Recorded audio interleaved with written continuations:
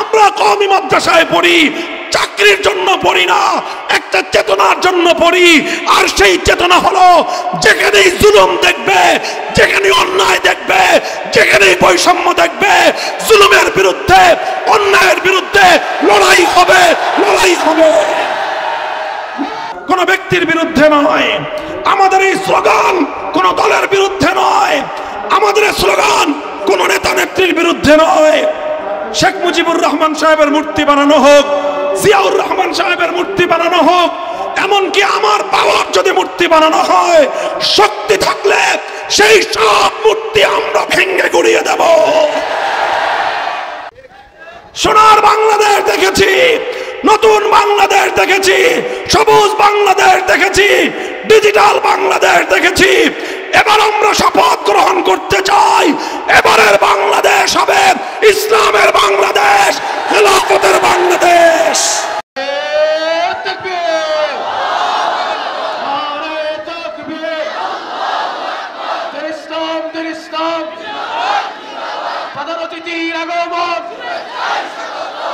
আসসালামু আলাইকুম ওয়া রাহমাতুল্লাহ। জামিয়া মিফতাহুল উলুম নেত্রকোনার আজিমুশান বার্ষিক মাহফিলে আল্লাহ পাক রব্বুল আলামিন দীর্ঘদিন পর আপনাদের সাথে মিলিত হওয়ার তৌফিক দান করেছেন। রব্বে করিমের দরবারে এই জন্য শুকরগুজারি আদায় করি আলহামদুলিল্লাহ।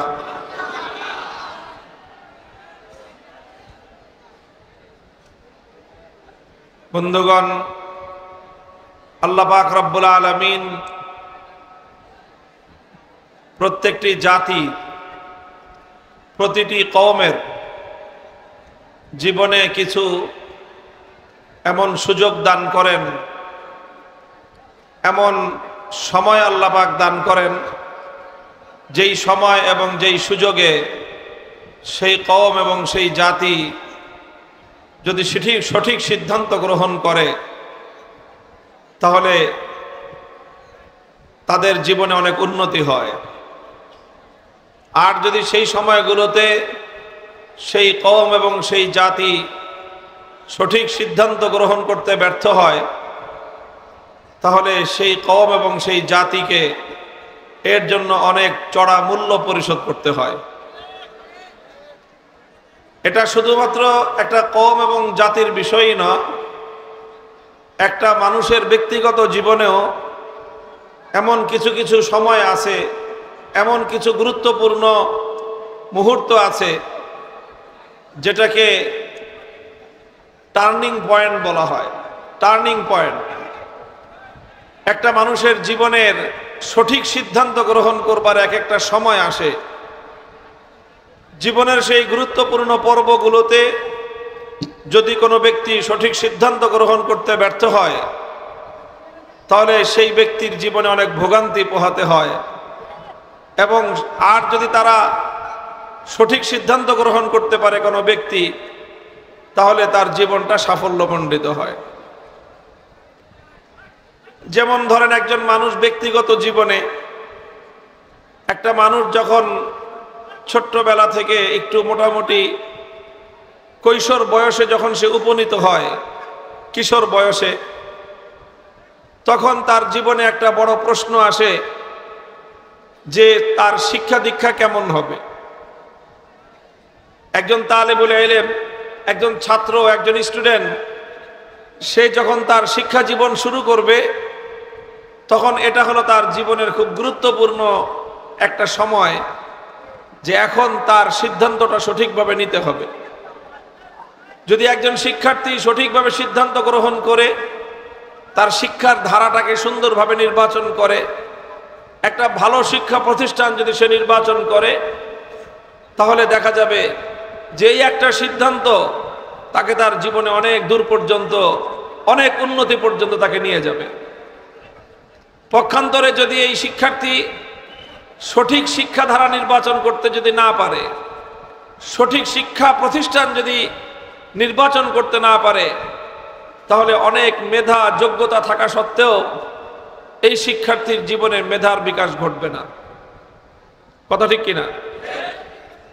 এই জন্য জীবনের এই সময়ে একজন মানুষ এবং তার অভিভাবক খুব ভেবেচিন্তে সুচিন্তিতভাবে সিদ্ধান্ত গ্রহণ করতে হয়।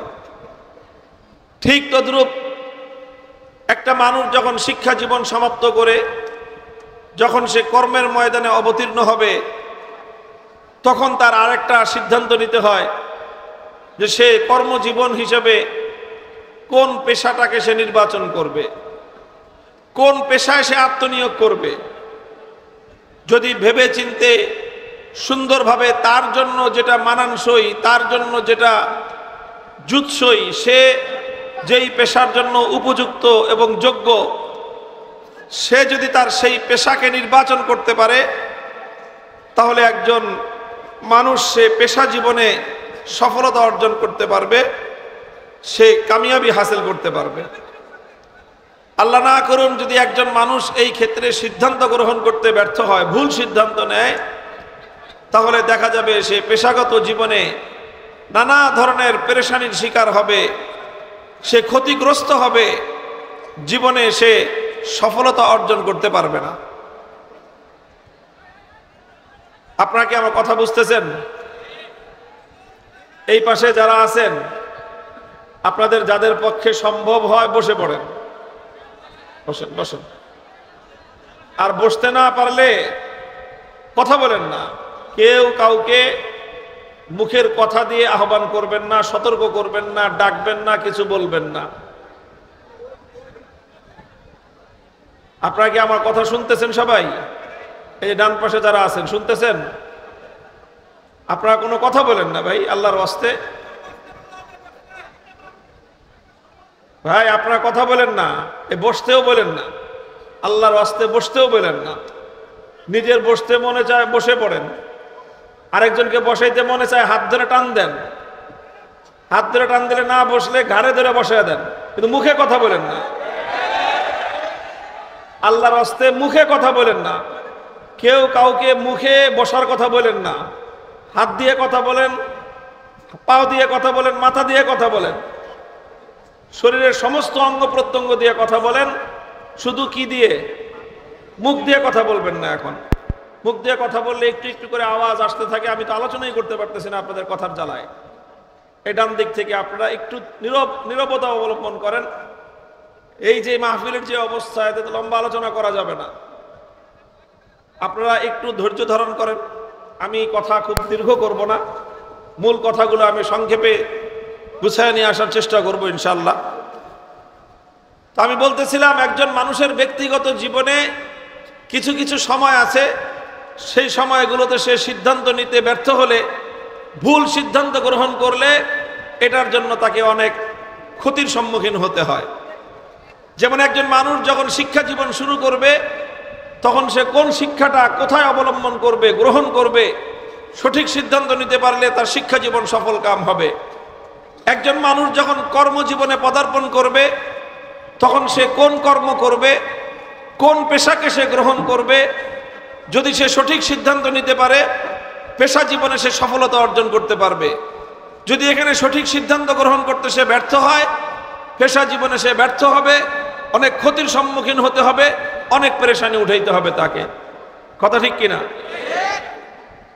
ঠিক এরকম মানুষের যখন বৈবাহিক জীবন শুরু হয়, একজন মানুষ যখন বিবাহ বন্ধনে আবদ্ধ হবে, পরিবার গঠন করবে, তখন সে এবং তার পরিবার যদি এই নতুন বিবাহের সময় পাত্র পাত্রী নির্বাচন করতে ভুল করে, সঠিক পাত্র পাত্রী যদি নির্বাচন না করে, তাহলে একটা ছেলের জন্য যদি ভালো মেয়ে না আনে, একটা মেয়ের জন্য যদি ভালো পাত্রের ব্যবস্থা না করা যায়, যদি এখানে ভুল হয়ে যায়, তাহলে দেখা যাবে যে একটা ভুলের মাসুল সারা জিন্দেগি দিতে হয়, এক ভুলের মাসুল সারা জীবন গুনতে হয়।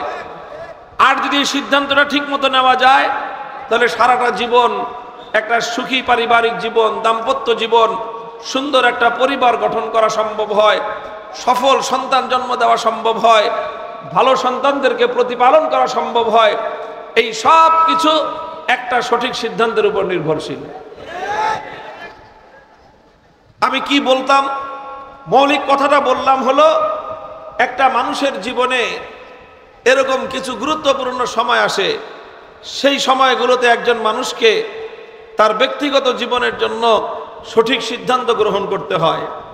সেই জায়গাগুলোতে যারা সঠিক সিদ্ধান্ত গ্রহণ করতে পারে, আল্লাহ যাদেরকে সঠিক সিদ্ধান্ত গ্রহণ করার তৌফিক দান করেন, ওয়াফাকানাল্লাহু ওয়া ইয়্যাকুম, সবাই বলেন আমিন। এই ক্ষেত্রগুলোতে যদি মানুষ সঠিক সিদ্ধান্ত গ্রহণ করতে পারে, তাহলে সেই ব্যক্তির ব্যক্তি জীবন সফল কাম হবে, কামিয়াব হবে। সে একটা উন্নত সফল কর্মময় জীবন সে উপহার দিতে পারবে দুনিয়াবাসীকে। আর যদি এই ক্ষেত্রগুলোতে সে ভুল করে, বেঠিক সিদ্ধান্ত নেয়, তাহলে সারাটা জীবন তাকে একটা সিদ্ধান্তের কারণে সারাটা জীবন তাকে পস্তাইতে হয়, সারা জীবন তাকে মাসুল গুনতে হয়। উর্দুতে একটা কথা আছে, লমহোনে খতা কি সদিয়োনে সাজা পাই। লমহোনে খতা কি সদিয়োনে সাজা পাই। কয়েক মুহূর্তের ভুল হয়, শত শত বছর পর্যন্ত তার খেসারত দিতে হয়। কিছু কিছু এমন বিষয় আছে, কথা বলেন ঠিক না বেঠিক? ইসলামের ইতিহাসের দিকেও যদি আমরা তাকাই, আল্লাহর পয়গম্বরের জিন্দেগির দিকে যদি আমরা তাকাই, নবী করিম সাল্লাল্লাহু আলাইহি ওয়াসাল্লামের নবুয়তের 23 বছর, এই নবুয়তের 23টা বছরে আল্লাহর নবীর সামনে এমন কিছু সোনালী মুহূর্ত এসেছিল, এমন কিছু জীবনের টার্নিং পয়েন্ট, উম্মতের জন্য গুরুত্বপূর্ণ, সেনসিটিভ এবং স্পর্শকাতর সময় এসেছিল, যেই সময়গুলোতে আমার নবী মুহাম্মদুর রাসূলুল্লাহ সাল্লাল্লাহু আলাইহি ওয়াসাল্লাম সঠিক সিদ্ধান্ত গ্রহণ করেছিলেন, যার ফলে সেই সঠিক সিদ্ধান্তের সুফল গোটা উম্মত, গোটা বিশ্ববাসী, গোটা মানব জাতি তার সুফল ভোগ করেছে এবং কিয়ামত পর্যন্ত তার সুফল ভোগ করে যাবে। আমি আল্লাহর নবীর যুগ থেকে আপনাদের সামনে ছোট্ট কয়েকটা দৃষ্টান্ত তুলে ধরি। আমার উদ্দেশ্য হলো আমরা যেন আমাদের জাতীয় জীবনে, জাতি হিসেবে, একটি কওম এবং মিল্লাত হিসেবে আমরা যেন ভুল না করি, আমরা যেন সঠিক সিদ্ধান্ত গ্রহণ করতে পারি।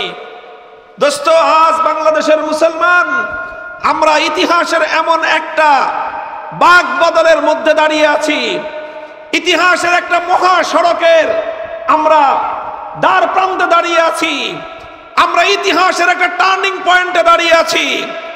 এই সময়ে যদি বাংলার মানুষ সিদ্ধান্ত নিতে ভুল করে, এই সময়ে যদি বাংলাদেশের মুসলমান সঠিক সিদ্ধান্ত করতে ব্যর্থ হয়, একদিনের ভুল সিদ্ধান্ত শত বছর পর্যন্ত আমরা এবং আমাদের পরবর্তী প্রজন্মকে মাসুল গুনতে হবে। আর আজ যদি আমরা সঠিক সিদ্ধান্ত গ্রহণ করতে পারি, যদি আজ আমরা বাংলাদেশের মুসলমানদের জন্য সঠিক একটা সিদ্ধান্ত নিয়ে আমাদের আগামী প্রজন্মের জন্য যদি আমরা সফলতার একটা দুয়ার উন্মোচন করে দিয়ে যেতে পারি, আগামী শতবর্ষ পর্যন্ত এই জমিন ইসলামের জমিন হয়ে থাকবে, এই জমিন কোরআনের ভূমি হয়ে থাকবে ইনশাআল্লাহ।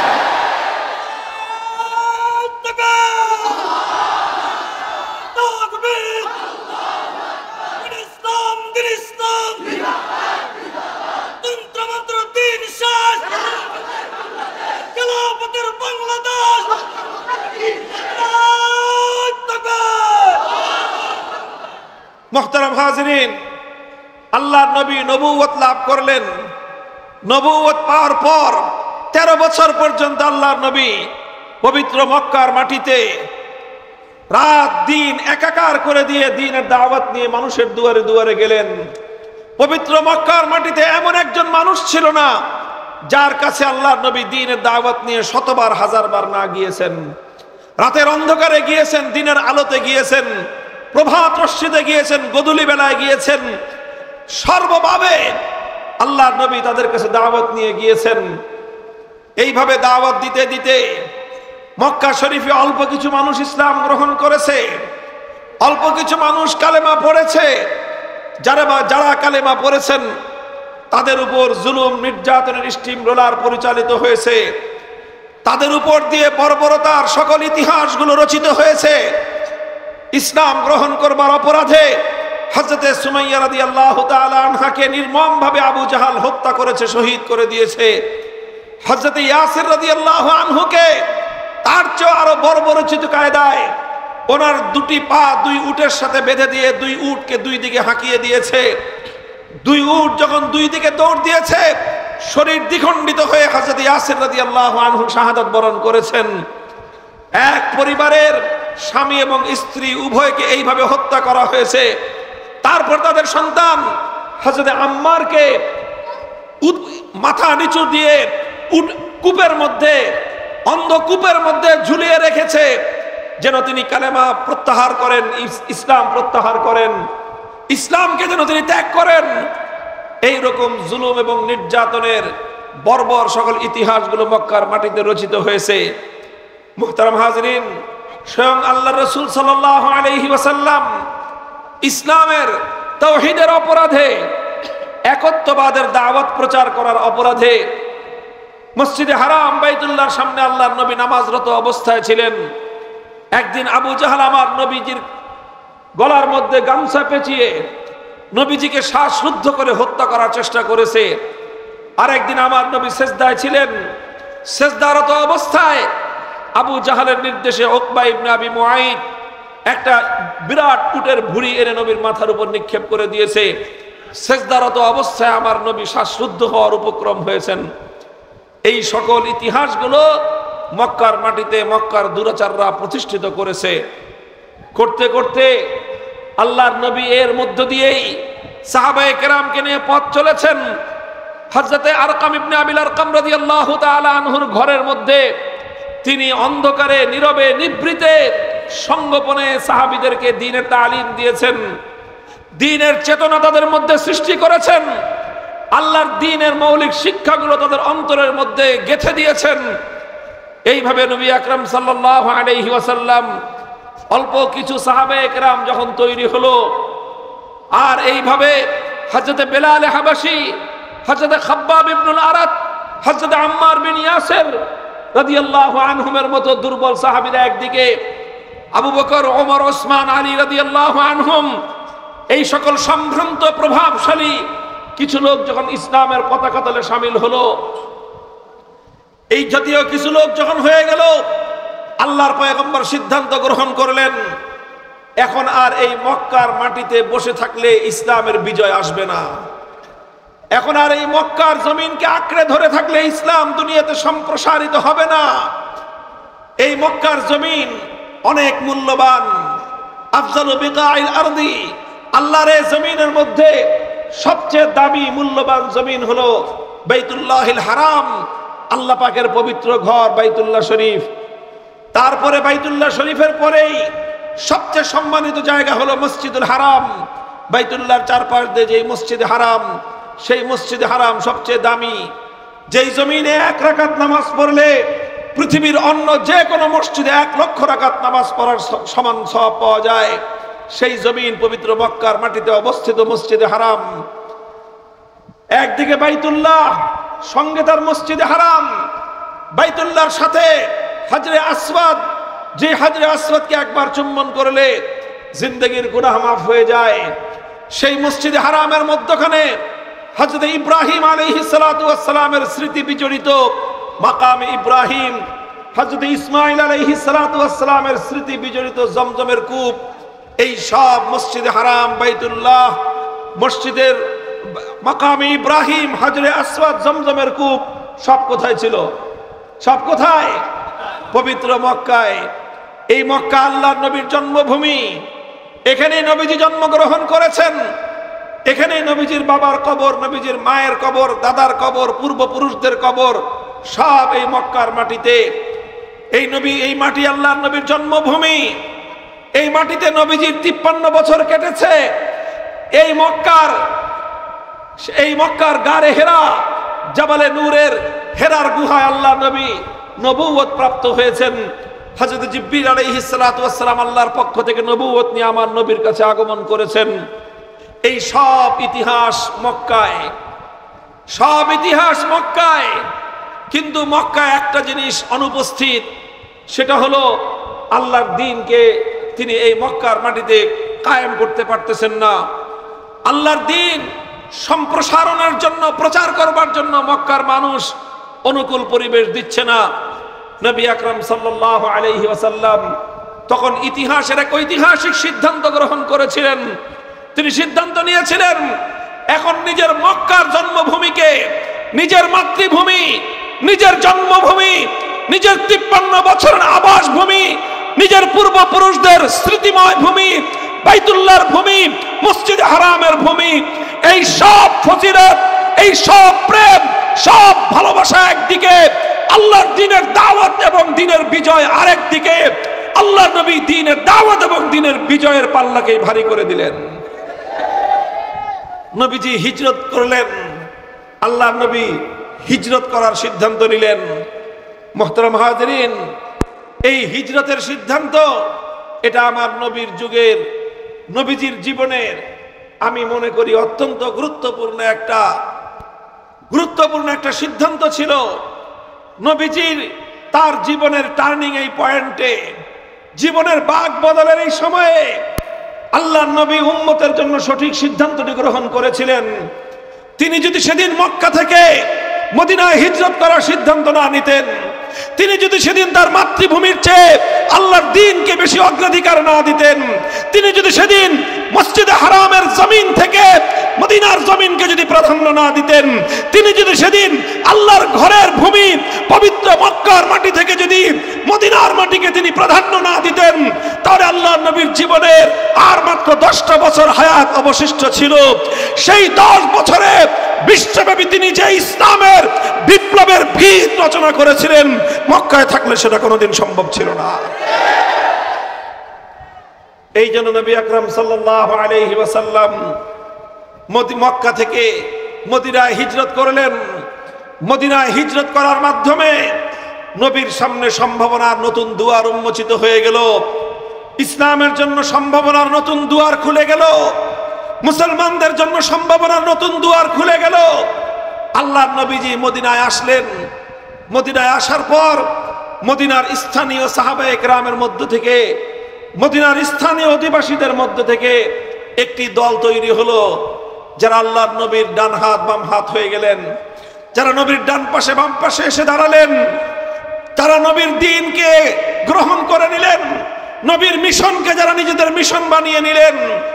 এই সকল সাহাবায়ে কেরাম, আউস এবং খাজরাজের মুসলমান যারা কালেমা পড়লেন, তাদেরকে নিয়ে আল্লাহর নবী মদিনার মধ্যে একটা সমাজ গঠন করলেন।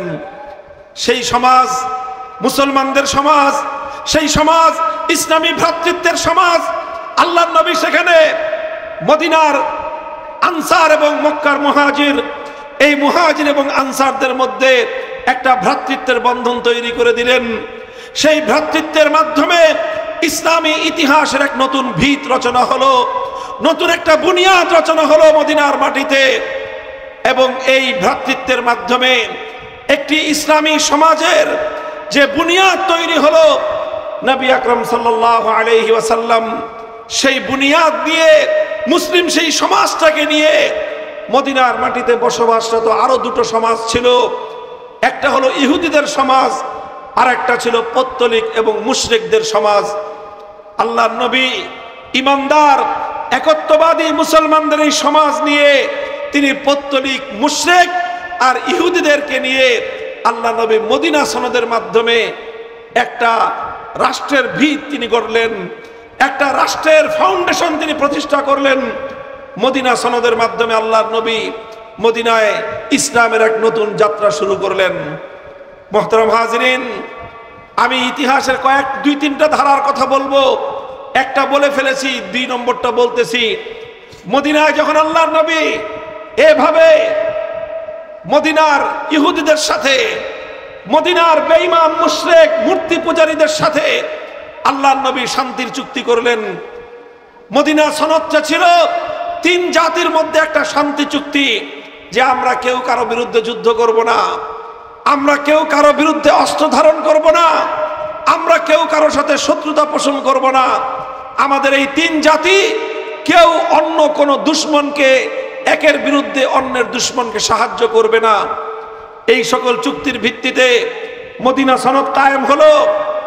মদিনা সনদ কায়েম হওয়ার কিছুদিন পরেই মক্কার কুরাইশরা, মক্কার বেঈমানরা, তাদের অন্তরে হিংসার আগুন জ্বলে উঠল। ওরা চিন্তা করলো মুহাম্মদ সাল্লাল্লাহু আলাইহি ওয়াসাল্লাম এবং তার সাথীদেরকে আমরা মক্কা থেকে বহিষ্কার করে দিয়েছি। তারা মনে করেছিল আল্লাহর নবী মক্কা থেকে বাইরে গিয়ে যাযাবরের মতো ঘুরবেন। মক্কা থেকে বের হয়ে গেলে দুনিয়ার কোথাও তিনি স্থান পাবেন না, দুনিয়ার কোথাও তিনি ঘাটি গেড়ে বসতে পারবেন না।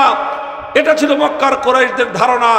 কিন্তু আল্লাহর নবী দেখা গেল অল্প কয়েকদিনেই পবিত্র মদিনা শরীফের মধ্যে গিয়ে তিন জাতিকে নিয়ে এমন একটা ব্যবস্থা তিনি কায়েম করলেন যে সেখানে একটা রাষ্ট্রের বুনিয়াদ কায়েম হলো, একটা সরকারের বুনিয়াদ কায়েম হলো। আল্লাহর নবী সেখানে দ্বীন এবং ইসলামের প্রচারের কাজ নির্বিঘ্নে করা শুরু করে দিলেন। মক্কার কুরাইশরা চিন্তা করলো, এখন তারা চিন্তা করলো যে তাহলে এভাবে ঘরে বসে থাকা যাবে না, নীরব বসে থাকা যাবে না। তারা চিন্তা করলো মদিনার মুসলমানদের উপর হামলা চালাবে, মদিনার মুসলমানদেরকে নিঃশেষ করে দিবে, মদিনার মুসলমানদেরকে খতম করে দিবে। মক্কায় থাকা অবস্থায় তারা একজন একজনকে আঘাত করত। মক্কায় থাকা অবস্থায় সাহাবীদের উপর একজন একজনের উপর তারা আক্রমণ করত। মদিনায় চলে যাওয়ার পর এখন মক্কার কুরাইশরা সিদ্ধান্ত নিল যে মদিনার মুসলমানদের উপর তারা যুদ্ধ চাপিয়ে দিবে। তারা যখন যুদ্ধ চাপিয়ে দেওয়ার সিদ্ধান্ত নিল, আল্লাহর নবীর সামনে ইতিহাসের গুরুত্বপূর্ণ আরেকটা প্রশ্ন এসে দাঁড়ালো, নবীজি এখন কি করবেন? তিনি কি মক্কার বাসীদের সঙ্গে যুদ্ধে জড়াবেন, নাকি তিনি এভাবেই মক্কায় যেভাবে নীরবে জুলুম সহ্য করতেন, যেভাবে তিনি নীরবে নিবৃতে তাদের অত্যাচার বরদাস্ত করে গিয়েছেন, এক গালে চর মারলে আরেক গাল পেতে দিয়ে বলতেন আরেকটা চর মারো কিন্তু আমার কথা শুনো, এখনো কি সেই একই নীতির উপর চলবেন, না তিনি তার নীতির পরিবর্তন করবেন? এটা ছিল আমার নবীর সামনে একটা গুরুত্বপূর্ণ বাক বদলের সময়। নবীজি কি সিদ্ধান্ত নেবেন? এখনো সেই মক্কার অত্যাচারীদের সঙ্গে নমনীয়তা প্রদর্শন করবেন, না এবার মক্কার অত্যাচারী জালেমদেরকে ইটের বদলে পাথরের আঘাত হানবেন, একটি আঘাত করলে পাল্টা আঘাত হানবেন? এটা ছিল আল্লাহর নবীর সামনে ঐতিহাসিক প্রশ্ন। মুহতারাম হাজিরিন, ইতিহাস কি বলে? আমার নবী তার জিন্দগির, নবুয়তের জিন্দগির দ্বিতীয় টার্নিং পয়েন্টে এসে, বাক বদলের মুহূর্তে এসে আমার নবী দ্বিতীয় সিদ্ধান্তটিও সঠিক গ্রহণ করেছিলেন। আমার নবী সিদ্ধান্ত নিলেন 14 বছর জুলুম সহ্য করেছি, আর জুলুম সহ্য করব না। 14 বছর তোমরা আঘাত করেছ, আমরা নীরবে মার খেয়েছি, আর নীরবে আমরা মার খাবো না। 14 বছর তোমরা আমাদেরকে একটি আঘাত করলে আমরা আরেকটি আঘাত খাওয়ার জন্য আমাদের নিজেদেরকে পেতে দিয়েছি। এখন থেকে তোমাদের সঙ্গে আমাদের নীতি হবে, যে আমাদের উপর আঘাত করতে আসবে তার হাত ভেঙে আমরা গুড়িয়ে দেব। আমার নবী সিদ্ধান্ত নিলেন যে না, আর ঘরে বসে থাকা যাবে না। এভাবেই যদি আমরা নীরবে শুধু মার খেতে থাকি, এভাবেই যদি আমরা শুধু জুলুম সহ্য করতে থাকি, আর এভাবেই যদি আমরা শত্রুদেরকে আমাদের উপর আক্রমণ করার সুযোগ দিতে থাকি, ওরা আক্রমণ করতে করতে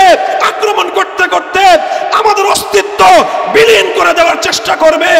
এখন থেকে ইসলামের নীতি হলো, যারা মুসলমানদের উপর হামলা করতে আসবে, যারা মুসলমানদের উপর আঘাত করবে, প্রতিটি আঘাতের জবাবে পাল্টা আঘাত উপহার দেওয়া হবে।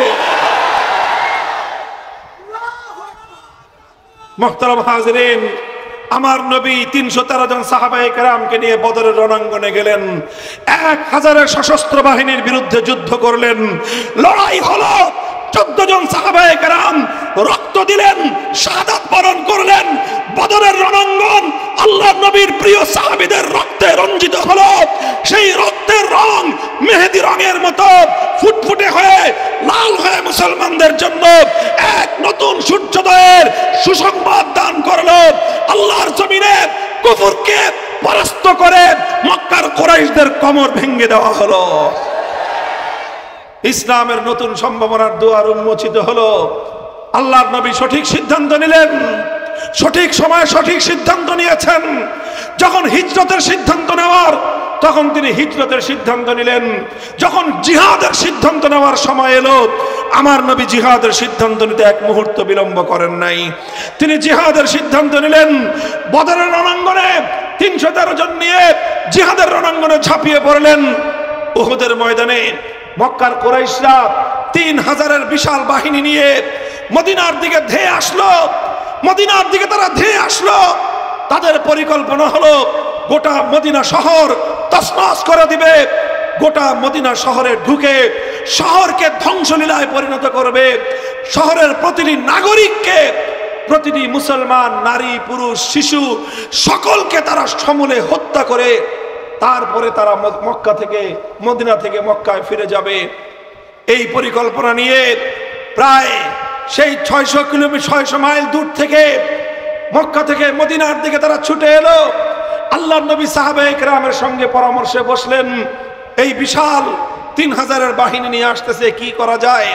সাহাবায়ে কেরাম পরামর্শ দিলেন, ইয়া রাসূলুল্লাহ, আমরা তো এটার অপেক্ষায় ছিলাম, আল্লাহর দ্বীনের জন্য লড়াই করব সেই সুযোগের অপেক্ষায় ছিলাম। আল্লাহর দ্বীনের উপর যারা হামলা করতে আসবে তাদের দাঁত ভাঙা জবাব দিব, সেই সময়ের অপেক্ষায় আমরা ছিলাম। হে নবী, যারা আপনার উপর 13 বছর পর্যন্ত জুলুম করেছে সেই জালেম অত্যাচারীদের কাছ থেকে আমরা প্রতি ফোঁটা রক্তের বদলা নিব, সেই জন্যই তো আমরা অপেক্ষার প্রহর গুনতেছিলাম। নবীজি বলেন, ইমজু আলা ইসমিল্লাহ, ইমজু আলা ইসমিল্লাহ, চলো আল্লাহর নামে আবার লড়াই হবে উহুদের রণাঙ্গনে। উহুদের ময়দানে গেলেন। 700 সাহাবায়ে কেরামকে নিয়ে আল্লাহর নবী যুদ্ধ করলেন। 70 জন সাহাবায়ে কেরাম শাহাদাত বরণ করলেন। আল্লাহর নবী নিজে দান শহীদ হলো, মাথা ভাঙলো, সারা শরীরে 5টি বড় বড় আঘাত প্রাপ্ত হলেন। রক্ত ঝরতে ঝরতে আমার নবী এত দুর্বল হয়ে গেলেন যে তিনি বেহুশ হয়ে মাটিতে পড়ে গেলেন। মক্কার বেঈমানের দল মনে করলো আমার নবী শহীদ হয়ে গিয়েছে। এই সুযোগে ইবলিস উহুদের ময়দানে এসে সংবাদ গুজব রটিয়ে দিল, কুতিলা মুহাম্মদ, তোমাদের নবী শহীদ হয়ে গিয়েছে। মুহতারাম হাজিরিন, আমার নবীর শাহাদাতের সংবাদ পুরা উহুদের ময়দানে ছড়িয়ে পড়ার সাথে সাথে মুসলমানদের মধ্যে এক চরম হতাশা বিরাজ করলো। মুসলমানরা বিক্ষিপ্ত হয়ে যেতে লাগলেন। কেউ এদিকে সেদিকে ইতস্তত বিক্ষিপ্ত তারা ছোটাছুটি করতে আরম্ভ করলেন। এমন সময় হযরত মালিক ইবনে সিনান রাদিয়াল্লাহু তাআলা আনহু দেখলেন যে না, আল্লাহর নবী জীবিত আছেন, তিনি শাহাদাত বরণ করেন নাই। তিনি ক্ষীণ কণ্ঠে নবীজি চিৎকার করে ডাকতেছেন, আওয়াজ শোনা যায় না। নবী দুর্বল, চিৎকার করতে পারতেছেন না, বলতেছেন ইলাইয়া ইবাদাল্লাহ, ইলাইয়া ইবাদাল্লাহ, হে আমার সাহাবীরা, হে আল্লাহর বান্দারা, তোমরা কোথায় যাচ্ছ? আসো আমার কাছে, দেখো আমি তোমাদের নবী হায়াতে আছি, জীবিত আছি, আমার পাশে এসে দাঁড়াও, আমার হাতকে শক্তিশালী করো, আবার কুফরের উপর তোমরা ঝাঁপিয়ে পড়ো, আবার ইসলামের ঝান্ডা নিয়ে তোমরা সামনে অগ্রসর হও। সাহাবায়ে কেরাম আবারও এই চরম বিপর্যস্ত অবস্থা থেকে তারা ঘুরে দাঁড়ালেন, নবীর পাশে এসে দাঁড়ালেন। মক্কার বেঈমানের দল শেষ পর্যন্ত যুদ্ধে বিজয় অর্জন করতে ব্যর্থ হয়ে তারা যখন মদিনায় উহুদের ময়দান থেকে মক্কার দিকে ফিরে যায়, তখন মক্কার কুরাইশদের প্রধান নেতা আবু সুফিয়ান মুসলমানদেরকে লক্ষ্য করে প্রশ্ন করলো 3টি প্রশ্ন। 1 নম্বর প্রশ্ন ছিল তার, আফিল কওমি মুহাম্মদ, আফিল কওমি মুহাম্মদ, হে মুসলমান তোমরা জবাব দাও, তোমাদের মধ্যে মুহাম্মদ বেঁচে আছে? সে যখন এই প্রশ্ন করলো, আমার নবীজি বসেছিলেন, নবীজিকে দেখা যাচ্ছিল না। নবীজি সাহাবায়ে কেরামকে বললেন, লা তুজিবুহু, এই কেউ কোনো জবাব দিও না, দেখি সে কি বলে। আবু সুফিয়ান দ্বিতীয় প্রশ্ন করলো, আফিল কওমি ইবনে আবি কুহাফা, তোমাদের মধ্যে কি আবু বকর বেঁচে আছে? নবীজি এবারও বললেন, লা তুজিবুহু, কোনো জবাব দিও না, দেখি সে কি বলে। তৃতীয় প্রশ্ন করলো সে, আফিল কওমি ওমর, হে মুসলমান তোমাদের মধ্যে কি ওমর বেঁচে আছে? নবীজি এবারও বললেন, লা তুজিবুহু, জবাব দিও না, দেখি সে কি বলে। আবু সুফিয়ান বলল, ইন্নাহা উলাই কদ মাতু লাউ কানু আহয়া আল আজাবু, এরা সব মারা গেছে, মুহাম্মদ, আবু বকর, ওমর সব নিহত হয়েছে, কেননা তারা যদি আজ বেঁচে থাকতো তাহলে অবশ্যই আমার কথায় তারা সাড়া দিত। আল্লাহর নবীজি বললেন, দেখি না ও কোন পর্যন্ত বলে, বলতে দাও তারে। আবু সুফিয়ান এরপরে যেই কথাটা বলল, মুসলমান, যেই কথা থেকে আমি তোমাদেরকে শিক্ষা দিতে চাই, তালিম হাসিল করার জন্য উদ্বুদ্ধ করতে চাই, আমার নবীর জিন্দগির গুরুত্বপূর্ণ একটি শিক্ষা।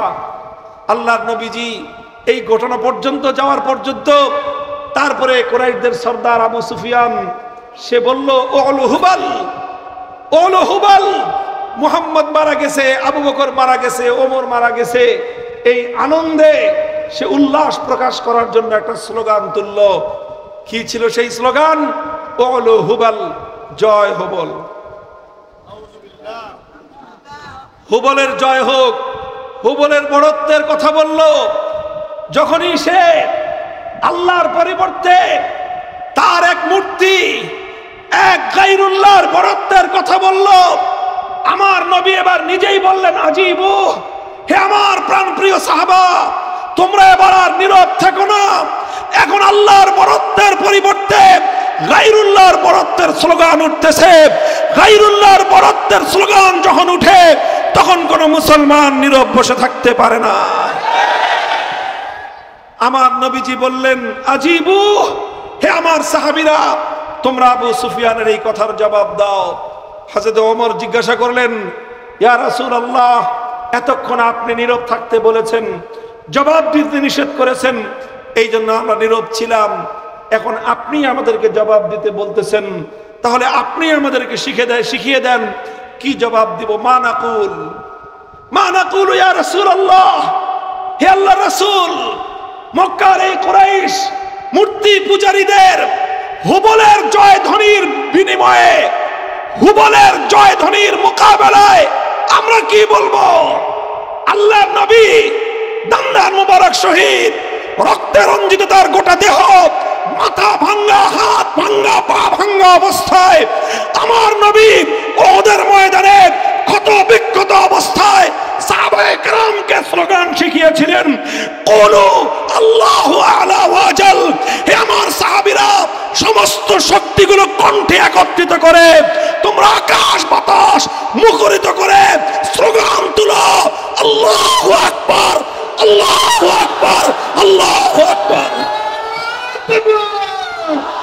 এই মুসলমানের রক্ত ঝরতে পারে, মুসলমান শাহাদাত বরণ করতে পারে, মুসলমানের জীবন যেতে পারে, মুসলমান ক্ষতবিক্ষত অবস্থায় রাস্তায় ময়দানে সে পর্যুদস্ত হতে পারে, কিন্তু যখন তার কণ্ঠে কোন গায়রুল্লাহর জয়ধ্বনি আসবে, মৃতপ্রায় মুসলমানের কণ্ঠ থেকে আওয়াজ উচ্চারিত হতে হবে, এক বড়ত্বের আওয়াজ।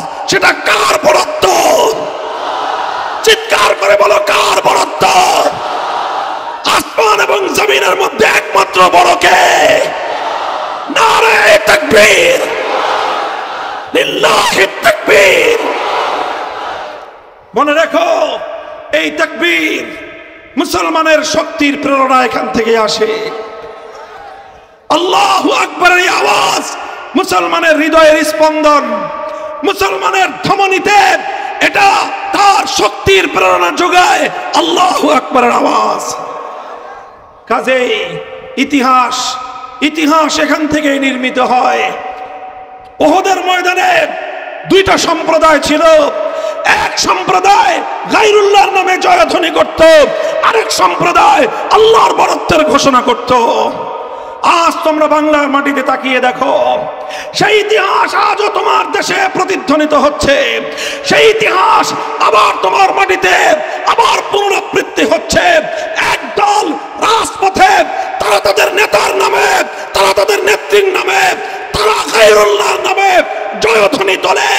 সেই সকল মুশরিকদের তলবিবাহকদের মোকাবেলায় ইমানদার তাওহীদি জনতাকে রাজপথে নেমে স্লোগান তুলতে হবে, একমাত্র কার বড়ত্বের?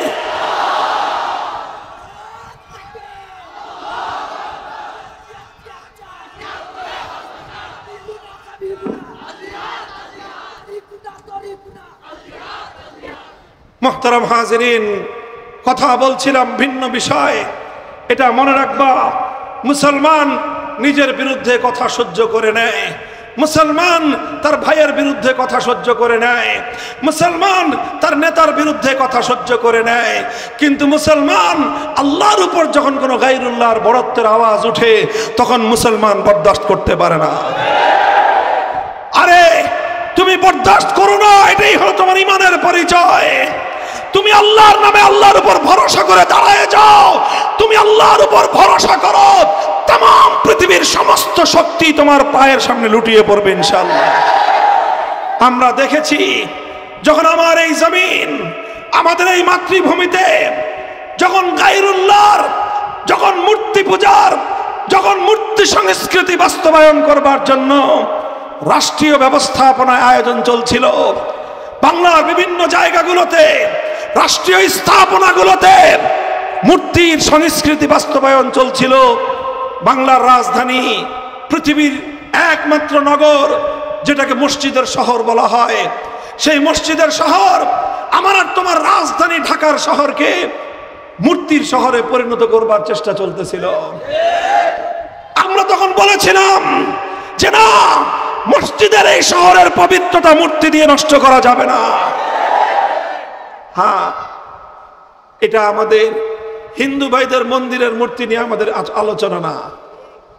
হিন্দুরা ধর্ম পালন করবে ধর্মীয় স্বাধীনতা অনুযায়ী, তারা তাদের মন্দিরে, তাদের বাসায়, তাদের ব্যক্তিগত জায়গায় তারা তাদের ধর্মকর্ম যেভাবে পালন করতে হয় সেভাবে করবে। রাষ্ট্রের দায়িত্ব হলো তাদেরকে নিরাপদ ব্যবস্থা করে দেয়া। কিন্তু মুসলমানদের ভূমিতে, মুসলমানদের জনপদে, রাষ্ট্রীয় স্থাপনাগুলোতে মূর্তি স্থাপন করা, ভাস্কর্যের নামে কারো মূর্তি বানানো ইসলাম সহ্য করে না। আমরা বলেছিলাম মূর্তি বানায়েন না, সেটা আপনার বাবার মূর্তি হোক, দাদার মূর্তি হোক, নেতার মূর্তি হোক, নেত্রীর মূর্তি হোক, মুসলিম সমাজে মূর্তি কালচার সহ্য করা যাবে না। আমি এক আলোচনায় বলেছিলাম, মুহাম্মদ সাল্লাল্লাহু আলাইহি ওয়াসাল্লাম যেদিন মক্কাটা বিজয় করলেন, বাইতুল্লাহ বিজয় করার পরে, মক্কা শরীফ বিজয় করার পরে আল্লাহর নবী পবিত্র বাইতুল্লাহ থেকে 360টা মূর্তি, এক একটা মূর্তি নিজের হাতে খোঁচা দিয়ে দিয়ে ভূপাতিত করেছেন। এগুলোকে আমার নবীজি নিজ হাতে এক একটা মূর্তিকে তিনি ধরাশায়ী করেছেন। আর নবীজির কণ্ঠে উচ্চারিত হয়েছিল, জাল হক ওয়া যাহাকাল বাতিল ইন্নাল বাতিলা কানা যাহুকা। সত্য এসেছে, মিথ্যা অপসারিত হবে। মূর্তি হলো পৃথিবীর সবচেয়ে বড় মিথ্যা। এক একটা মূর্তি যখন আল্লাহ নবী ভাঙ্গেন, এইভাবেই ভাঙতেছিলেন। এরপরে একটা মূর্তি নিয়ে আসা হলো, কার মূর্তি? হযরত ইব্রাহিম আলাইহিস সালামের মূর্তি। নাউজুবিল্লাহ পড়েন। এই মূর্তিটা দেখে আমার নবী সবচেয়ে বেশি রাগান্বিত হয়েছিলেন। নবীজি ইব্রাহিম আলাইহিস সালামের মূর্তি দেখে সবচেয়ে ক্ষুব্ধ হয়েছিলেন। আমার নবী বলেছিলেন, কাতালাহুমুল্লাহ, আল্লাহ পাক এই কুরাইশদের এবং যারা ইব্রাহিম আলাইহিস সালামের মূর্তি বানিয়েছে, আল্লাহ ওদেরকে ধ্বংস করে দিক, দুনিয়া এবং আখিরাত ওদের বরবাদ হয়ে যাক, ওদের উপর আমার খোদার গজব হোক, ওদের উপর আমার খোদার অভিশাপ হোক। দেখেন, আল্লাহর নবী অন্য কারো মূর্তি দেখে এত ক্ষিপ্ত হন নাই, ইব্রাহিম আলাইহিস সালামের মূর্তি দেখে যতটা ক্ষিপ্ত হয়েছেন। কারণটা কি? কারণ হলো, আরে ভাই, ইব্রাহিম আলাইহিস সালামের দুনিয়াতে তার সবচেয়ে বড় অবদান, ইব্রাহিম আলাইহিস সালামের সবচেয়ে বড় আন্দোলন ছিল মূর্তি ধ্বংসের আন্দোলন। কথা বলেন ঠিক না বেঠিক? তিনি এসেছিলেন দুনিয়া থেকে মূর্তিকে উৎখাত করতে, তিনি দুনিয়াতে এসেছিলেন মূর্তিকে উৎখাত করতে, মূর্তিকে দুনিয়া থেকে বিনাশ করতে। আর এই অপদার্থরা সেই ইব্রাহিম আলাইহিস সালামের মূর্তি বানিয়েছে। কত বড় জুলুম, কত বড় ইব্রাহিম আলাইহিস সালামের আদর্শের সঙ্গে গাদ্দারি আর বিশ্বাসঘাতকতা। এরপরে আমার নবী নিজে নিজ হাতে ইব্রাহিম আলাইহিস সালামের মূর্তি ভেঙেছিলেন। আমি বলেছিলাম, সুতরাং ইব্রাহিম আলাইহিস সালাম হলেন আমার নবীর পূর্বপুরুষ, নবীজি তার সন্তান, নবীজি তার বংশের সন্তান। আমার নবী পূর্বপুরুষের মূর্তি ভেঙেছেন। সুতরাং এখান থেকে প্রমাণ হয় বাপ দাদার মূর্তি বানানো এটা নবী মুহাম্মদের আদর্শ নয়। বাপ দাদার মূর্তি ভেঙ্গে গুড়িয়ে দেওয়া এটাই হলো আমাদের নবীজির আদর্শ। মুহতারাম হাজিরিন, আমি বলেছিলাম এই সকল মূর্তি বানিয়েছিল আবু জাহালরা, এই মূর্তিগুলো বানিয়েছিল মক্কার মুশরিক এবং কুরাইশের কাফের বেঈমানেরা। তো সুতরাং পূর্বপুরুষদের মূর্তি বানানো, যারা নিজের বাপ দাদার মূর্তি বানায় তারা আবু জাহালের প্রেতাত্মা। আল্লাহর পয়গম্বরের সত্যিকার আদর্শের অনুসারী যারা বাপ দাদার মূর্তি বানায় না, বরং নিজের হাতে বাপ দাদার মূর্তি ভেঙে গুড়িয়ে দেয়। আজ সেই বাংলার মাটিতে দাঁড়িয়ে আমি আবার বলছি, আমাদের পয়গাম কোন ব্যক্তির বিরুদ্ধে নয়, আমাদের এই স্লোগান কোন দলের বিরুদ্ধে নয়, আমাদের স্লোগান কোন নেতা নেত্রীর বিরুদ্ধে নয়। শেখ মুজিবুর রহমান সাহেবের মূর্তি বানানো হোক, জিয়াউর রহমান সাহেবের মূর্তি বানানো হোক, এমনকি আমার বাবার যদি মূর্তি বানানো হয়, শক্তি থাকলে সেই সব মূর্তি আমরা ভেঙে গুড়িয়ে দেব। আজ জুলাই বিপ্লবে আমাদের যে সকল ভাইয়েরা রক্ত দিয়ে বাংলার মানুষকে মুক্ত করেছে, যারা আল্লাহর নামে জীবন দিয়েছে, শহীদ আবু সাইদ, শহীদ মুগ্ধ মীর মুগ্ধ, শহীদ হাফেজ খুবাইব, আমরা জানতে পারি, মাঝে মাঝে শুনি আমাদের এই সকল বীর শহীদানদের নামে নাকি বাংলাদেশে ভাস্কর্যের নামে মূর্তি তৈরি করা হবে। আমরা সতর্কবাণী উচ্চারণ করে দিতে চাই, যারা এভাবে জুলুমের বিরুদ্ধে লড়াই করে, সত্যের জন্য যারা জীবন দিয়েছে, এই পৃথিবীর সবচেয়ে বড় মিথ্যাচার, তাদের নামে মূর্তি তৈরি করা হলে সেই মূর্তি আমরা ভেঙে গুড়িয়ে দিতে এতটুকু দ্বিধা করব না। কথা পরিষ্কার, কথা পরিষ্কার। এই পয়েন্টে আমাদের কোনো আপোষ নাই।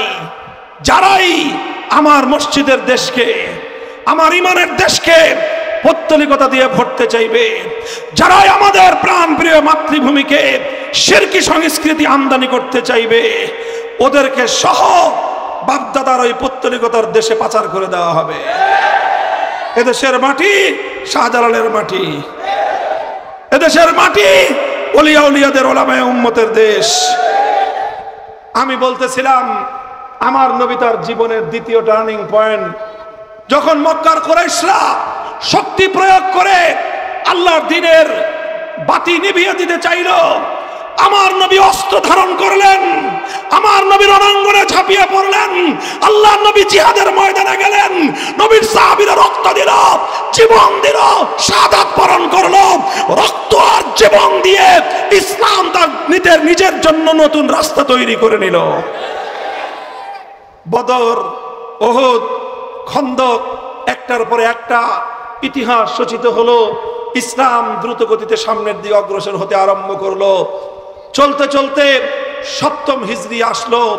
সপ্তম হিজরিতে আমার নবী মুহাম্মদ সাল্লাল্লাহু আলাইহি ওয়াসাল্লাম 1400 সাহাবায়ে কেরামকে নিয়ে সোনার মদিনা থেকে পবিত্র মক্কার উদ্দেশ্যে এক ঐতিহাসিক যাত্রা শুরু করলেন, যেই যাত্রাকে বলা হয় উমরাতুল হুদাইবিয়া। উমরা করার উদ্দেশ্যে তিনি মক্কায় আসতে চাইলেন। হুদাইবিয়া নামক জায়গায় মক্কার উপকণ্ঠে যখন এসে আমার নবী উপনীত হলেন, মক্কার কুরাইশরা আমার নবীকে বাধা দিল যে না, আপনাকে আমরা মক্কায় ঢুকতে দিব না। লম্বা ইতিহাস।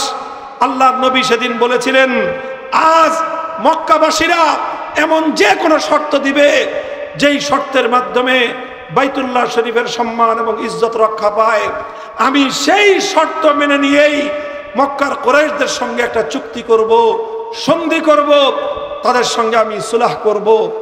নবী করিম সাল্লাল্লাহু আলাইহি ওয়াসাল্লাম অনেক ছাড় দিলেন, অনেক ছাড় দিলেন, এত ছাড় দিলেন ইতিহাসে যার নজির খুঁজে পাওয়া কঠিন। এত ছাড় দিয়ে আল্লাহর নবী মক্কাবাসীদের সাথে হুদাইবিয়ার সন্ধি করলেন।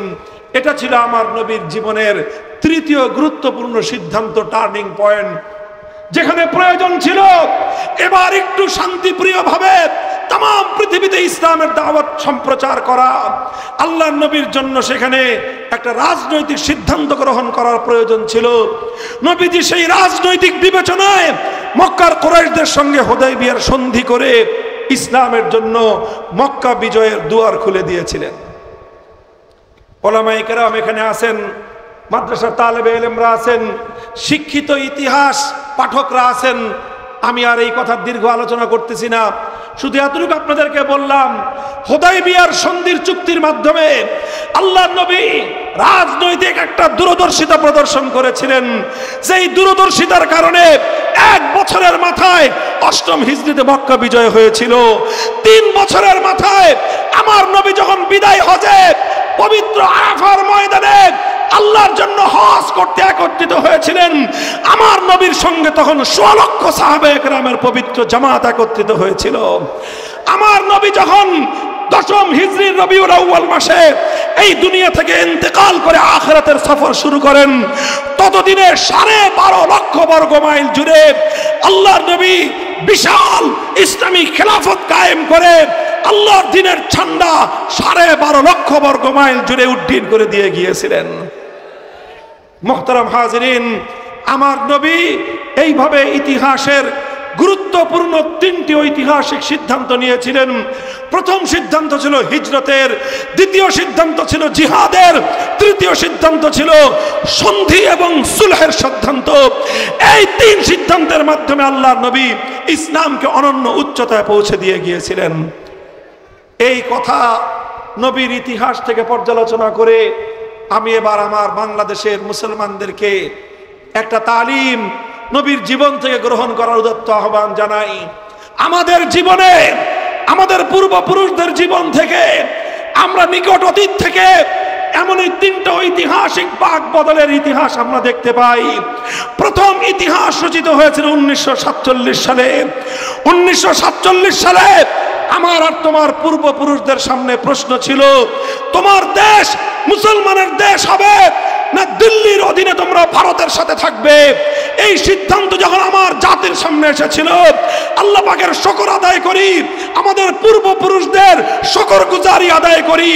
আমার বাপ দাদারা, তোমার বাপ দাদারা, তোমাদের বাপ দাদারা সিদ্ধান্ত গ্রহণ করেছিলেন, এটা ইসলামের জমিন, এটা মুসলমানদের জমিন, এটা ইসলামের দেশ, এটা মুসলিম জাতির দেশ, এটা দিল্লি এবং ভারতের সাথে থাকবে না। এই দেশ ভারত থেকে বিভক্ত হয়ে মুসলমানদের জন্য তারা আলাদা করেছিলেন। প্রথম সিদ্ধান্ত ছিল 1947 সালের দেশ বিভাগ। কথা পরিষ্কার, এই কথা পরিষ্কার। প্রথম সিদ্ধান্ত ছিল বাংলার মুসলমানদের জন্য 47 সালের দেশ বিভাগ। দ্বিতীয় সিদ্ধান্ত আসলো, আমরা 47 সালে দেশ ভাগ করে যাদের সঙ্গে এক দেশ গড়েছিলাম তারা আমাদের উপর জুলুম করলো, তারা আমাদের উপর অত্যাচার করলো, তারা আমাদেরকে অধিকার থেকে বঞ্চিত করলো, আল্লাহ প্রদত্ত ন্যায্য অধিকার তারা কেড়ে নিল, ওরা বৈষম্যের রাজ কায়েম করলো। বাংলার মুসলমান, বাংলার মানুষ, বাংলার সকলে ঐক্যবদ্ধ হয়ে সিদ্ধান্ত গ্রহণ করলো, যারা আমাদের সঙ্গে বৈষম্য করলো, যারা আমাদের সাথে জুলুম করলো, সেই পশ্চিম পাকিস্তানি খান পাঠানদের বিরুদ্ধে 1971-এ মুক্তিযুদ্ধে ঝাঁপিয়ে পড়লো। এটা ছিল আমার জাতির দ্বিতীয় ঐতিহাসিক টার্নিং পয়েন্ট, যেই সময় আমরা সঠিক সিদ্ধান্ত গ্রহণ করে আমাদের এই দেশ, আমাদের এই মাতৃভূমিকে জুলুম এবং বৈষম্য থেকে আমরা মুক্ত করেছি। মুহতারাম হাজিরিন, 2টি সিদ্ধান্ত গ্রহণ করার পরে 53 বছর কেটে গেল। 53 বছর পর্যন্ত আমরা আমাদের সেই বিজয়ের ফসল ঘরে তুলতে পারি নাই। 53 বছর কেটে গেল, বৈষম্য এবং জুলুম থেকে আমরা মুক্তি লাভ করতে পারি নাই।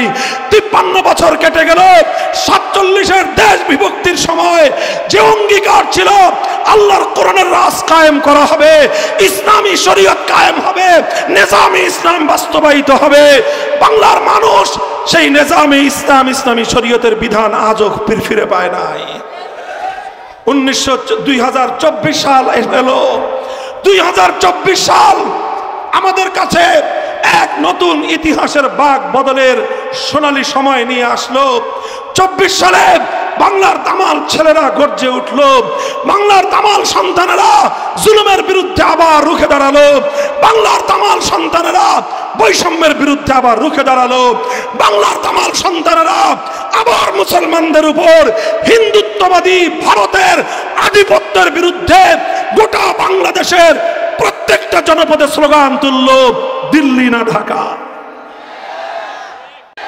আমি তোমাদেরকে ইতিহাসের ধারা দেখাচ্ছি, আমি তোমাদেরকে ঐতিহাসিক শিক্ষা গ্রহণ করবার ধারা, নববী জীবন থেকে, সিরাতুন নবী থেকে প্র্যাকটিক্যাল জীবনে নিজেদের বাস্তব জীবনের আলোকে আল্লাহর নবীর সিরাতকে বাস্তবায়ন করবার ঐতিহাসিক ধারা আমি তোমাদেরকে দেখাচ্ছি।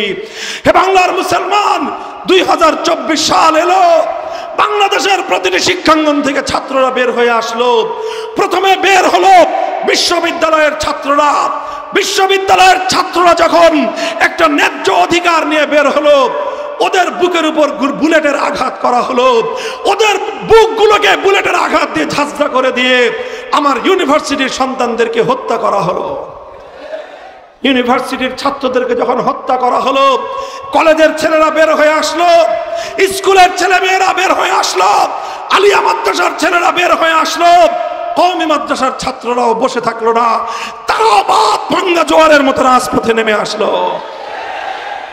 মানুষ জিজ্ঞাসা করলো হুজুরদেরকে, কওমি মাদ্রাসার ছেলেদেরকে, আরে কলেজ ইউনিভার্সিটির ছাত্ররা তো আন্দোলন করতেছে কোটার বিরুদ্ধে, ওরা চায় কোটা বিরোধী আন্দোলন করতেছে, ওরা কোটা সংস্কার চায়, মেধার ভিত্তিতে সরকারি চাকরি চায়, তোরা কি চাস?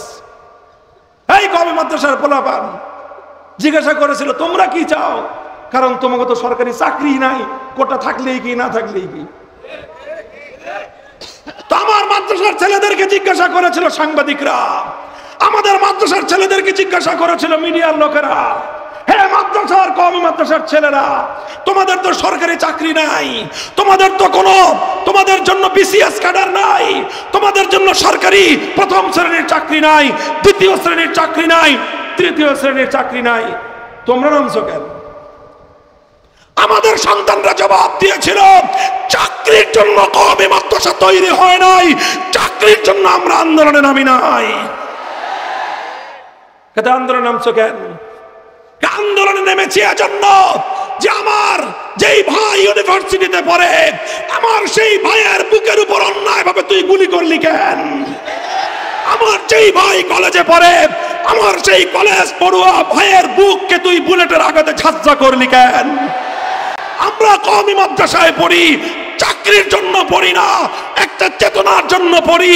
আর সেই চেতনা হলো, যেখানেই জুলুম দেখবে, যেখানে অন্যায় দেখবে, যেখানে বৈষম্য দেখবে, জুলুমের বিরুদ্ধে, অন্যায়ের বিরুদ্ধে লড়াই হবে, লড়াই হবে। এভাবেই বিভেদের সকল দেয়ালগুলো ভেঙে গুড়িয়ে দেওয়া হলো।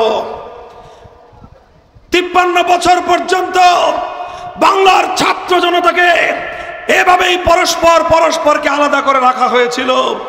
24 জুলাই বিপ্লব সেই সকল বিভেদের দেয়ালগুলো ভেঙে গুড়িয়ে দিয়ে স্কুল, কলেজ, ইউনিভার্সিটি, আলিয়া মাদ্রাসা, কওমি মাদ্রাসা সকল ছাত্র জনতাকে রাজপথে এক কাতারে দাঁড় করিয়ে দিয়েছে। তারা স্লোগান তুলেছে, তারা আল্লাহু আকবার আওয়াজ তুলেছে রাজপথে, তারা দিল্লির আধিপত্যবাদের বিরুদ্ধে লড়াই করেছে রাজপথে, স্লোগান তুলেছে। তাদেরকে লক্ষ্য করে স্বৈরাচারের পোষা বাহিনী কাঁদানে গ্যাস নিক্ষেপ করেছে, গোটা রাজপথ ঝাঁঝালো হয়ে গেছে। তারা বুলেট ছুড়েছে, সেই বুলেট বিদ্ধ হয়ে রাজপথ আমার সন্তানের বুকের রক্তে লাল হয়ে গিয়েছে। যেই রাজপথে তারা স্লোগান তুললো, মিছিল করলো, যেই রাজপথে তাদেরকে কাঁদানে গ্যাস নিক্ষেপ করে ঝাঁঝালো করে তোলা হলো, যেই রাজপথে তার ভাইয়ের রক্তে লাল হয়ে গেল, যখনই নামাজের ওয়াক্ত হলো, আমার এই ছাত্ররা ঐক্যবদ্ধ হয়ে এক ছাত্র আল্লাহু আকবার আযান দিল, আরেক ছাত্র ইমামতির জন্য রাজপথে দাঁড়িয়ে গেল। জায়নামাজ লাগে নাই, চাদর লাগে নাই, কম্বল লাগে নাই, কার্পেট লাগে নাই, গালিচা লাগে নাই, মখমল লাগে নাই। ওয়াজুইলাত লানাল আরদু কুল্লুহা মাসজিদান ওয়া তাহুরা। আমার নবী বলেছেন, আমার উম্মতের জন্য तमाम পৃথিবীকে আল্লাহ মসজিদ বানিয়ে দিয়েছেন। হাইসুমা আদরাকাতকা সালাত ফাসাল্লি, যেখানেই নামাজের ওয়াক্ত হবে সেখানে আল্লাহর দরবারে সিজদা করো। রাজপথে আমার ছেলেরা কোনো গালিচা নাই, কোনো জায়নামাজ বিছাতে হয় নাই, ওরা যেই রাজপথে বুকের রক্ত ঢেলে দিয়েছিল, সেই রাজপথে দাঁড়িয়ে আল্লাহু আকবার বলে নামাজে দাঁড়িয়ে গেল, সেই রাজপথকে যায় নামাজ বানিয়ে আল্লাহর দরবারে সেজদায় লুটিয়ে পড়ল। নামাজের পর কচি কাঁচা হাতগুলো যখন আল্লাহর দরবারে ফরিয়াদের হাত উত্তোলন করেছিল, এখনো তোমরা নেট দুনিয়ায় দেখো, এখনো নেট দুনিয়ায় ভাসছে সেই দৃশ্যগুলো। আমার সন্তানেরা কিভাবে চোখের পানিতে বুক ভাসিয়ে খোদার কাছে ফরিয়াদ করতেছে, কিভাবে আল্লাহর দরবারে সাহায্য কামনা করতেছে, দেখো নাই? না দেখে থাকলে আবার দেখো খুঁজে খুঁজে। এমনিতেই বিজয় আসে নাই বাংলার মুসলমানদের কপালে। আত্মচিৎকার করে আল্লাহর দরবারে ফরিয়াদ করেছে। আমার আল্লাহ সাহায্য করেছেন কি করেন নাই? বলেন, সাহায্য করেছেন কি করেন নাই? যদি আমার আল্লাহ সাহায্য না করতেন, 5ই আগস্টের অপরাহ্নে ইতিহাসের বর্বরতম ফেরাউনি শাসক দিল্লির কেনা গোলাম বাংলার ক্ষমতার মসনদ থেকে পালিয়ে যেতে বাধ্য হতো না। মুহতারাম হাজিরিন, কথা লম্বা নয়, আমার আখেরি পয়গাম, 24-এর বিপ্লব এখনো শেষ হয় নাই। ইতিহাসের 3 নম্বর বাক বদলের কথা আমি তোমাদেরকে বলতেছি। ইতিহাসের এই 3 নম্বর বাক বদলের সময়, হে আমার বাংলার আত্মাভিমানী মুসলমান, হে বাংলার সচেতন তরুণ যুব সমাজ, হে বাংলার শিক্ষিত সমাজ, হে বাংলার বৃদ্ধ সমাজ, আমি আবার বৃদ্ধ বনিতা বাংলার মুসলমানদেরকে ডেকে ডেকে বলতে চাই, জাতি ধর্ম বর্ণ নির্বিশেষে প্রতিটি মানুষকে আমি ডেকে ডেকে বলতে চাই, এই যে বিপ্লব শুরু হয়েছে, এই বিপ্লব এখনো শেষ হয় নাই। এখন একটা সনদ বাস্তবায়ন করার মধ্য দিয়ে এই বিপ্লবের দ্বিতীয় ধাপ অর্জিত হবে। আর এই বিপ্লব সেদিনই সফল কাম হবে, সেদিনই সফল কাম হবে যেদিন বাংলার মাটি থেকে সমস্ত গায়রুল্লাহ এবং তাগুতের অপশাসন উৎখাত হবে। মানব রচিত তন্ত্রমন্ত্রের যেদিন বিদায় ঘটবে, মানুষের বানানো সকল তন্ত্রমন্ত্র বঙ্গোপসাগরে ভাসিয়ে আল্লাহর কোরআনের রাজ যেদিন আমরা কায়েম করতে পারবো, সেদিনই এই বিপ্লব চূড়ান্ত হবে ইনশাআল্লাহ। আখেরি পয়গাম, আমি আপনাদেরকে একটা কথা বলে যাই। দেখেন, অনেক রঙের বাংলাদেশ দেখেছি আমরা। একবার একজন আমাদেরকে সোনার বাংলাদেশ দেখাবেন বললেন, তারপরে আমরা দেখলাম বৈষম্যের বাংলাদেশ, বাকশালের বাংলাদেশ। আরেকজনে আসলেন, তিনি বললেন এবারের বাংলাদেশ হবে নতুন বাংলাদেশ। আমরা দেখলাম সে আবার পুরান দিনের সেই পুরনো ঘনঘটা, আবার সেই পুরান দিনের বাংলাদেশ। আরেকজনে আসলেন, তিনি বললেন এবার দেখাবো তোমাদেরকে সবুজ বাংলাদেশ। আমরা দেখলাম কি ধূসর বাংলাদেশ। আরেকজনে আসলেন, গল্প শোনালেন এবারের বাংলাদেশ হবে ডিজিটাল বাংলাদেশ। আমরা কি দেখলাম? ডিজিটাল কায়দায় কিভাবে 16 কোটি মানুষের সম্পদ বাংলাদেশ ব্যাংকে রক্ষিত, সেই সংরক্ষিত জায়গা থেকে ডিজিটাল কায়দায় কেমনে চুরি করা যায়, সেই ডিজিটাল চুরির বাংলাদেশ। আমরা দেখলাম বাংলাদেশের মানুষের মাথার ঘাম পায়ে ফেলানো কষ্টার্জিত সম্পদ আমার বিদেশে প্রবাসী রেমিটেন্স যোদ্ধাদের তিল তিল করে উপার্জিত পয়সা দেশে পাঠায়, আর সেই দেশের টাকা ডিজিটাল কায়দায় কিভাবে বিদেশে পাচার করে বেগম পাড়া করা যায়, সেই ডিজিটাল বেগম পাড়ার বাংলাদেশ। সব রঙের বাংলাদেশ দেখা আমাদের শেষ। সোনার বাংলাদেশ দেখেছি, নতুন বাংলাদেশ দেখেছি, সবুজ বাংলাদেশ দেখেছি, ডিজিটাল বাংলাদেশ দেখেছি। এবার আমরা শপথ গ্রহণ করতে চাই, এবারের বাংলাদেশ হবে ইসলামের বাংলাদেশ, খেলাফতের বাংলাদেশ।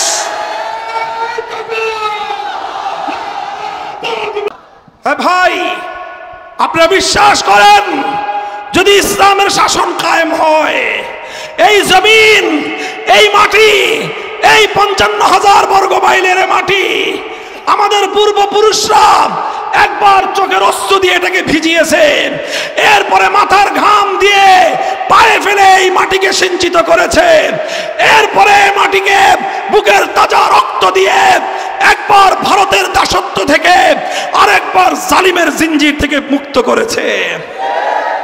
কেন করেছে? কোনো মানুষের শাসন দেখার জন্য নয়, কোনো মানুষের তন্ত্রমন্ত্র দেখার জন্য নয়। হে বাংলার তরুণ জনতা, তরুণ জনতারা প্রমাণ করেছে বিপ্লবের জন্য কোন রাজনৈতিক বড় দলের প্রয়োজন হয় না। তরুণ জনতারা দেখিয়েছে বিপ্লবের জন্য রাজনৈতিক বড় কোন নেতার প্রয়োজন হয় না। হে তরুণ জনতা, তোমরা ঘুরে দাঁড়াও, তোমরা মুষ্টিবদ্ধ করো হাত, আল্লাহু আকবারের স্লোগানে রাজপথে নামো। ইনশাআল্লাহ আগামীর বাংলাদেশ হবে আল কোরআনের বাংলাদেশ, আগামীর বাংলাদেশ হবে ইসলামের বাংলাদেশ, আগামীর বাংলাদেশ হবে খেলাফতের বাংলাদেশ। কাজ করবেন তো ইনশাআল্লাহ? প্রস্তুত আছেন তো? শান্তি প্রিয় উপায়ে চেষ্টা করব। প্রথমে ঘাম ঝরায় চেষ্টা করব, কান্নাকাটি করে চেষ্টা করব। যদি ঘাম আর অশ্রুতে কাজ না হয়, আর যদি আরেকটি লড়াইয়ের প্রয়োজন হয়, আরেকটি যুদ্ধের প্রয়োজন হয়, আল্লাহর দ্বীনকে বিজয়ী করার জন্য, আল কোরআনের সমাজ কায়েম করবার জন্য, যদি আরেকটি শহীদ ঈদগাহ কায়েম করতে হয়, সেই শহীদ ঈদগাহে মাথায় কাফনের কাপড় পরে রক্ত দেওয়ার জন্য কারা কারা শরীক হবে, কারা কারা শরীক হবে?